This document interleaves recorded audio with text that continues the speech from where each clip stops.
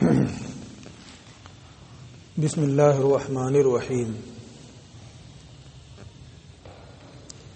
وَكَذَا الدَّلِيلُ الْمَعْقُولُ يَدُلُّ عَلَىٰ أَنَّ الْأَمْرَ لِلْوُجُوبِ وَهُوَ أَنَّ تَصَارِيفَ الْأَفْعَالِ كُلِّهَا كَالْمَاضِي وَالْمُسْتَقْبِلِ وَالْحَالِ دَالٌّ عَلَىٰ مَعْنًى مَخْصُوصٍ فَيَنبَغِي أَن يَكُونَ الْأَمْرُ كَذَلِكَ دَالًّا عَلَىٰ مَعْنَى الْوُجُوبِ۔ اس سے پہلے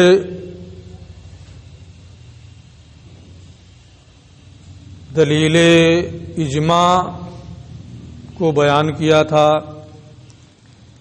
کہ اجماع کی دلالت اس بات پر ہو رہی ہے کہ امر وجوب کے لیے ہے، کیونکہ اہل لغت اور اہل عرف سب کا اس بات پر اجماع ہے کہ اگر کوئی کسی سے کوئی فعل طلب کرنا چاہتا ہے تو وہ لفظ امر سے طلب کرے،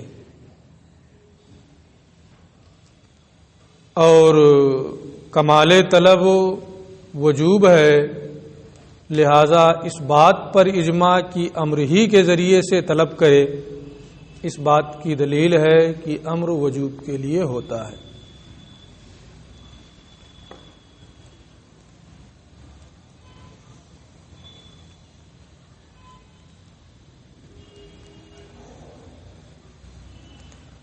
یہ کہتے ہیں کہ ایسا بھی تو ممکن ہے کہ امر کا لفظ وجوب پر بھی دلالت کرے اور اباحت اور ندب پر بھی دلالت کرے اشتراک کے طور پر، کہ سب کے درمیان امر مشترک ہو، امر کا معنی صرف وجوب ہی نہ ہو، وجوب پر بھی اس کی دلالت ہوتی ہے۔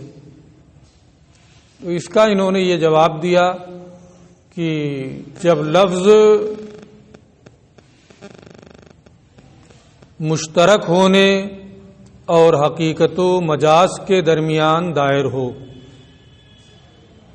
تو اصل یہ ہے کہ اس کو حقیقت اور مجاز پر محمول کیا جائے، اشتراک پر محمول نہ کیا جائے۔ جیسے یہاں ہے کہ امر کو ایک تو یہ ہے کہ اباحت ندب وجوب وغیرہ میں مشترک معنی اشتراک ہو، ایک یہ ہے کہ امر وجوب کے معنی میں حقیقت ہے، اباحت اور ندب وغیرہ کے معنی میں مجاز ہے نا۔ تو یہ کہہ رہے ہیں کہ اصل جو ہے وہ اشتراک کی نفی کرنا، اس لیے اشتراک کا معنی کہ امر سب کے درمیان مشترک ہو یہ منتفی ہوگا، اور جب یہ منتفی ہے تو وجوب کے معنی میں وہ حقیقت ہوگا، اور دوسرے معنی میں اگر استعمال ہو رہا ہے تو وہ مجاز ہوگا۔ پھر اس کے بعد انہوں نے ایک اعتراض کا اور جواب دیا تھا کہ یہاں دلالت اجماع کہا ہے، اجماع نہیں کہا ہے۔ اس کی وجہ یہ ہے کہ ائمہ کا اس پر اجماع نہیں ہے، اہل لغت اور اہل عرف کا اس پر اجماع نہیں ہے کہ امر کا حقیقی معنی وجوب ہے، بلکہ ایک دوسرے امر پر اجماع ہے، اور وہ یہ ہے کہ جب بھی کوئی فعل کسی سے کوئی طلب کرنا چاہے تو امر سے طلب کرے۔ اس کی دلالت اس بات پر ہو رہی ہے کہ امر وجوب کے لیے ہے۔ تو نفس اجماع امر وجوب کے لیے ہے، اس پر نہیں، اس لیے یہ نہیں کہا کہ اجماع ہے اس بات پر کہ امر وجوب کے لیے ہے، بلکہ کہا اجماع کی دلالت اس بات پر ہو رہی ہے کہ امر وجوب کے لیے ہے۔ پھر اس کے بعد دلیل عقلی کو ذکر کر رہے ہیں کہ عقلی دلیل سے بھی یہ معلوم ہوتا ہے کہ امر وجوب کے لیے ہے، وہ یہ ہے اسی طریقے سے عقلی دلیل بھی اس بات پر دلالت کرتی ہے کہ امر وجوب کے لیے ہے، اور وہ دلیل یہ ہے کہ تمام افعال مثلا ماضی، مستقبل، حال کی گردان دال علی معنی مخصوص معنی پر یہ سب دلالت کر رہے ہیں، ماضی گزرے ہوئے زمانے پر، حال موجودہ زمانے پر، مستقبل آنے والے زمانے پر، تو ہر ایک کی دلالت مخصوص معنی پر ہو رہی ہے، اور امر بھی ایک فعل ہے تو اس کی دلالت بھی معنی مخصوص پر ہونی چاہیے۔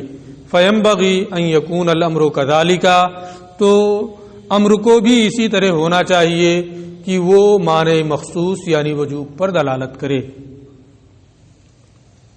اب اس پر ایک اعتراض کہ لغوی چیزیں قیاس سے ثابت نہیں کی جاتی، لغوی چیزیں قیاس سے ثابت نہیں کی جاتی ہیں، یہ تو آپ لغت کو قیاس کے ذریعے سے ثابت کر رہے ہیں کہ امر کا معنی وجوب ہے، قیاس کے ذریعے سے ثابت کرنا ہوا ہے نا۔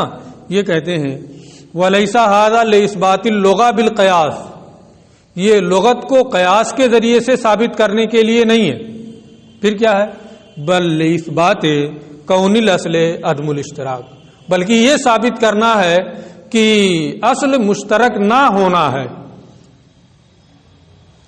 ماضی مشترک نہیں ہے، حال مشترک نہیں ہے، مستقبل مشترک نہیں ہے، تو یہ دکھانا ہے کہ اصل لغت میں کیا ہے کہ مشترک نہ ہو، تو امر بھی مشترک نہیں ہوگا، تو امر میں بھی اصل یہی ہوگا کہ وہ مشترک نہیں ہے، اور جب مشترک نہیں ہے تو وجوب کے لیے متعین ہو جائے گا۔ وکیل، یہ ایک دلیل عقلی ہے۔ دوسری دلیل عقلی یہ ہے کہ وکیلا المعقول ہو، اور کہا گیا ہے کہ دلیل عقلی یہ ہے ان السیدہ، کہ مولا اذا امر غلامہ، جب اپنے غلام کو کسی کام کے کرنے کا حکم دے، پانی لے آؤ کہا، وہ کھڑا ہے، کہا کر سکتے ہیں نہیں کر سکتے ہیں، امر ہی تو کیا ہے نا، تو پھر بعد میں کہا امر ہی تو آپ کیے تھے ہے نا، اس میں مجھے اختیار ہے لاؤں یا نہ لاؤں ہے نا، پیاسا مر جائے وہ۔ جب مولا اپنے غلام کو کوئی کام کرنے کا حکم دے ولم یفعل، اور وہ نہ کرے، استحق العقاب، تو سزا کا مستحق ہوتا ہے۔ فلو لم یکن الامر للوجوب، تو اگر امر وجوب کے لیے نہ ہوتا، لمستحق کا ذالک، تو وہ سزا کا مستحق نہیں ہوتا۔ مستحق کے سزا ہونا یہ اس بات کی دلیل ہے کہ جو امر ہے وہ وجوب کے لیے۔ وقد نقل فی بیان النصوص والمعقول، اور نقلی دلیلوں اور عقلی دلیلوں کے بیان میں اور بھی بہت سی وجوہات ہیں، علماء نے اور بھی دلیلیں ذکر کی ہیں، ترکتھا للاطناب، بہت زیادہ تفصیل ہونے کے خوف سے میں نے اسے ترک کر دیا ہے نا، انہوں نے ترک کر دیا ہے تو ہم بھی ترک کر دے رہے ہیں، آگے آپ کہیں نہ کہیں پڑھیں گے، نہیں پڑھیں گے تو مطالعہ کریں گے۔ ثم شرع المصنف فی بیان انہ اذا لم یرد بالامر الوجوب فماذا حکمہ، پھر مصنف نے اس بات کو بیان کرنا شروع کیا کہ امر سے جب وجوب کا معنی مراد نہ لیا جائے تو اس کا حکم کیا ہوگا۔ یہ آپ پڑھ چکے ہیں کہ قرینے سے امر کسی دوسرے معنی میں بھی استعمال ہوتا ہے، تو جب امر وجوب کے معنی میں استعمال نہ ہو تو وہ کیا ہے، حقیقت ہے یا مجاز ہے۔ ہمارے ائمہ کا اختلاف ہے کہ جب اباحت کے معنی میں استعمال ہو تو وہ حقیقت ہے یا مجاز، ندب کے معنی میں امر کا استعمال ہو تو وہ حقیقت ہے یا مجاز۔ امام فخر الاسلام بزدوی رحمۃ اللہ تعالی علیہ کا مذہب یہ ہے کہ وہ حقیقت قاصرہ ہے، اور دوسرے لوگ اس بات کی جانب گئے ہیں کہ وہ مجاز ہے۔ پوری بحث میں بتا دے رہا ہوں اختصار کے ساتھ، پھر ترجمہ کر دوں گا۔ حقیقت قاصرہ، حقیقت لفظ کی 3 صورتیں ہوتی ہیں. پورے معنی موضوع لہو میں اگر لفظ استعمال ہو تو اس کو حقیقت کاملہ کہتے ہیں. معنی موضوع لہو کے جز میں استعمال ہو تو اس کو حقیقت قاصرہ کہتے ہیں. کسی قرینے کی بنیاد پر معنی غیر موضوع لہو میں استعمال ہو تو اس کو مجاز کہتے ہیں. میں نے اس سے پہلے اباحت، ندب اور وجوب ہر ایک کا معنی بتایا ہے. وجوب کس کو کہتے ہیں؟ جواز الفعل ما حرمت الترک. ندب کسے کہتے ہیں؟ جواز الفعل ما رجحان الفعل. اباحت کسے کہتے ہیں؟ جواز الفعل ما جواز الترک. ان تینوں تعریفوں میں جنس کیا ہے؟ جواز فعل، ایک جز، اور فصل میں فرق ہے. امر میں کیا ہے؟ حرمت ترک. ندب میں کیا ہے؟ رجحان فعل. اباحت میں کیا ہے؟ جواز ترک. فصل میں فرق ہے لیکن جنس میں ایک جز میں سب متفق ہے. تو ہمارے بعض علماء یہ فرماتے ہیں کہ اگر امر وجوب کے علاوہ دوسرے معنی میں استعمال ہو تو امر کا ایک جز جواز فعل تو پایا جا رہا ہے وہاں. تو معنی موضوع لہو کے جز میں امر کا استعمال ہو رہا ہے کہ نہیں ہو رہا ہے؟ جواز فعل والے ایک جز پایا جائے گا کہ نہیں پایا جائے گا؟ بہرحال پایا جائے گا. تو معنی موضوع لہو کے جز میں استعمال ہوگا جب وجوب کے معنی میں استعمال نہ ہو. لہذا وہ کیا ہے؟ حقیقت قاصرہ. اور بعض علماء نے جنس اور فصل دونوں کو دیکھا، مجموعے کو، کہ وجوب میں کیا ہے؟ جواز فعل حرمت ترک کے ساتھ، اور اباحت میں جواز فعل جواز ترک، ندب میں جواز فعل رجحان فعل، ہے نا. دونوں کے مجموعے کے حساب سے جنس و فصل کا مجموعہ دیکھیں گے تو یہ پتہ چلے گا کہ یہ تینوں چیزیں ایک دوسرے سے مباین ہیں. ان تینوں میں کیا ہے؟ تباین کی نسبت ہے جب مجموعے کے اعتبار سے دیکھیں گے. اور جب تباین ہے، حقیقی معنی مراد نہیں لیا گیا، اس کے مباین کوئی دوسرا معنی مراد لیا گیا تو یہ کیا ہو جائے گا؟ مجاز ہو جائے گا. یہ اختلاف ہے، اسی کو یہاں سے یہ بیان کر رہے ہیں. فقال، انہوں نے فرمایا اذا اریدت به الاباحۃ او الندب، جب امر سے اباحت یا ندب کا معنی مراد لیا جائے. اے اذا اریدت بالامر الاباحۃ او الندب، یعنی جب امر سے اباحت یا ندب کا معنی مراد لیا جائے. وہ عدلا عن الوجوب، اور وجوب سے اعراض کر لیا جائے. فحینئذ اختلف ما فیہ، تو اس صورت میں اس وقت اس میں اختلاف ہے. فقیل، ایک قول یہ ہے انہ حقیقت، کہ دوسرے معنی یعنی اباحت اور ندب میں استعمال بھی حقیقت ہے، کیونکہ یہ اباحت اور ندب بھی وجوب کا باز ہے. اے یعنی ان الامر حقیقت فی الاباحۃ والندب، ایضا امر کا اباحت اور ندب میں استعمال بھی حقیقت ہے. لأن کل واحد منہما بعض الوجوب، اس لیے کہ ان دونوں میں سے ہر ایک بھی وجوب کا بعض حصہ ہے. جواز فعل سب میں پایا جا رہا ہے. وبعض الشیء یکون حقیقتاً قاصرتاً، اور شے کا بعض یعنی جز میں اگر استعمال ہو تو وہ حقیقت قاصرہ ہوتا ہے. پورے معنی موضوع لہو کے لیے لفظ کو استعمال کیا جائے تو حقیقت کاملہ، لیکن معنی موضوع لہو کے جز میں استعمال کیا جائے تو وہ حقیقت قاصرہ. معنی موضوع لہو کامل کیا ہے؟ جواز فعل ما حرمت ترک. اگر اس میں استعمال ہو تو حقیقت کاملہ ہے، لیکن اگر اباحت میں استعمال ہو، ندب میں استعمال ہو تو جواز فعل میں تو استعمال ہو رہا ہے ایک جز میں، معنی موضوع لہو کے جز میں استعمال ہو رہا ہے. لہذا یہ کیا ہوگا؟ حقیقت قاصرہ ہوگا. لأن الوجوب، اسی کو یہ کہہ رہے ہیں کیونکہ وجوب نام ہے جواز فعل ما حرمت ترک کا، اور اباحت نام ہے جواز فعل جواز فعل مع جواز ترک کا، اور ندب نام ہے جواز فعل مع رجحان فعل کا۔ فیکون کل منہما، تو ان دونوں میں سے یعنی اباحت اور ندب میں سے ہر ایک مستعملاً فی بعض معنی الوجوب، وجوب کے ایک حصے میں استعمال ہوں گے۔ اگر امر کو اباحت اور ندب کے معنی میں استعمال کیا جائے تو وجوب کے ایک جز میں استعمال ہو رہا ہے، معنی موضوع لہو کا جز مراد ہو رہا ہے، وہ معنی الحقیقت القاصرہ، اور یہی تو حقیقت قاصرہ ہے، التی اریدت بلفظ الحقیقہ، جو لفظ حقیقت کے لفظ سے مراد ہے، وہ مختار فخر الاسلام۔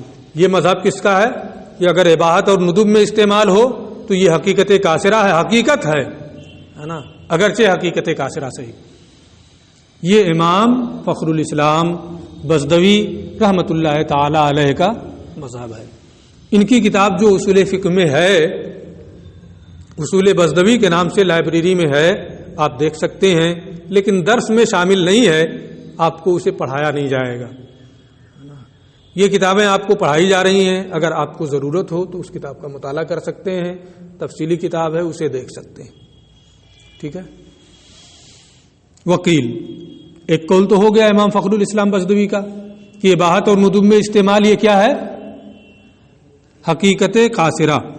ایک قول یہ ہے لا، حقیقت نہیں ہے، لأنہ جاوز اصلا، کیونکہ وہ اپنے حد سے آگے بڑھ چکا ہے، اپنی اصل سے تجاوز کر چکا ہے، اس کی اصل وجوب ہے، وجوب سے وہ تجاوز کر چکا ہے، اور جب اپنے معنی اصلی میں استعمال نہ ہو تو وہ مجاز ہوتا ہے، لہذا یہ مجاز ہوگا، ہے نا، تفصیل آ رہی ہے۔ اے قیل یعنی کہا گیا ہے انہ لیس بحقیقت، کی امر کا استعمال جب وجوب کے علاوہ معنی میں ہو تو وہ حقیقت نہیں ہے حینئذ اس وقت، بل مجازن، بلکہ وہ مجاز ہے، لأنہ قد جاوز اصلا، کیونکہ وہ اپنے اصلی معنی سے تجاوز کر چکا ہے، وہ الوجوب، اور اس کا اصلی معنی کیا ہے، وجوب۔ لأن الوجوب ہوا جواز الفعل مع حرمت الترک، کیونکہ وجوب کہتے ہیں جواز فعل مع حرمت ترک کو، اباحت کہتے ہیں جواز فعل مع جواز ترک کو، ندب کہتے ہیں رجحان فعل مع جواز ترک کو، ہے نا۔ فالحاصل، خلاصہ یہ ہے ان من نظر الی الجنس الذی ہوا جواز الفعل فقط، کہ جنہوں نے صرف جنس کو دیکھا، اور وہ کیا ہے، جواز فعل۔ تینوں کی تعریف میں جنس کیا ہے، جواز فعل۔ تو جنہوں نے صرف جنس یعنی جواز فعل کی جانب دیکھا، ظن انہ مستعمل فی بعض معنی، انہوں نے یہ سمجھا کہ یہ معنی حقیقی کے جز میں استعمال ہو رہا ہے، فیکون حقیقتاً قاصرہ، لہذا یہ کیا ہوگا، حقیقت قاصرہ ہوگا۔ یہ امام فخر الاسلام بزدوی ہے نا، انہوں نے صرف جنس کی طرف دیکھا اور یہ کہا کہ یہ جزء معنی موضوع لہو میں استعمال ہے، لہذا کیا ہے، حقیقت قاصرہ ہے۔ ومن نظر الی الجنس والفصل جمیعا، اور جنہوں نے جنس کو بھی دیکھا، جواز فعل سب میں مشترک ہے، اور فصل حرمت ترک، رجحان فعل، جواز فعل، فصل کو بھی دیکھا، یعنی جنس و فصل کے مجموعے کو جنہوں نے دیکھا، ظن ان کل منہما معانی متباینہ، انہوں نے یہ سمجھا کہ یہ تو ایک دوسرے کے متباین معانی ہیں، ان میں تباین ہے، اور جب تباین ہے، ایک لفظ کا کوئی حقیقی معنی ہے، اس کے مباین کوئی معنی اس سے مراد لیا جائے تو وہ کیا ہوتا ہے، مجاز ہوتا ہے۔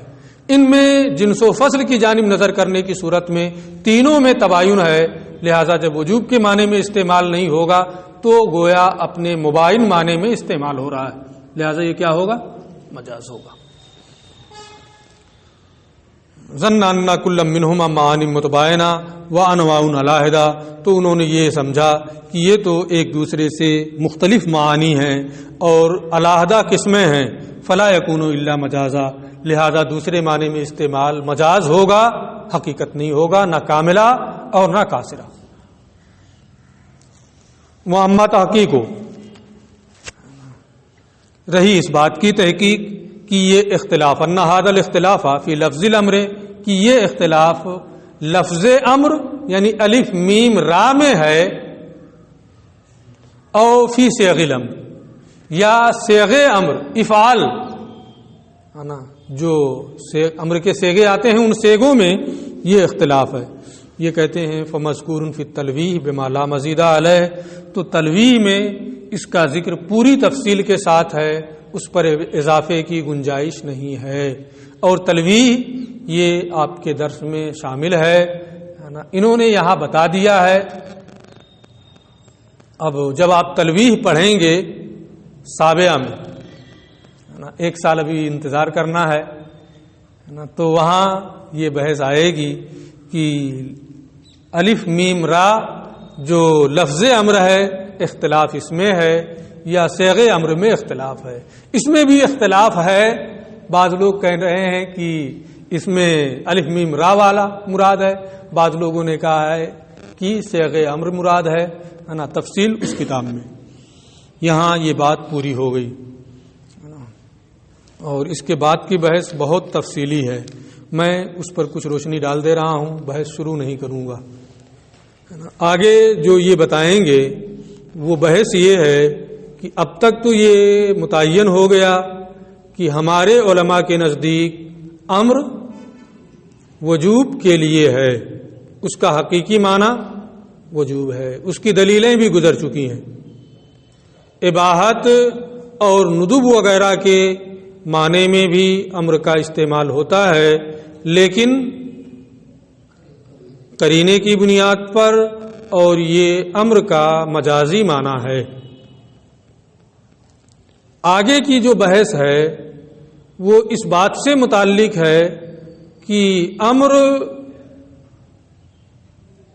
مقتضی تکرار ہوتا ہے اور تکرار کا احتمال رکھتا ہے یا نہیں، یعنی جب صیغہ امر سے کسی چیز کا حکم دیا گیا تو اس میں بار بار کرنے کا تقاضا ہوگا، بار بار کرنے کا احتمال ہوگا، یہ بحث اصول شاسی میں آئی ہے۔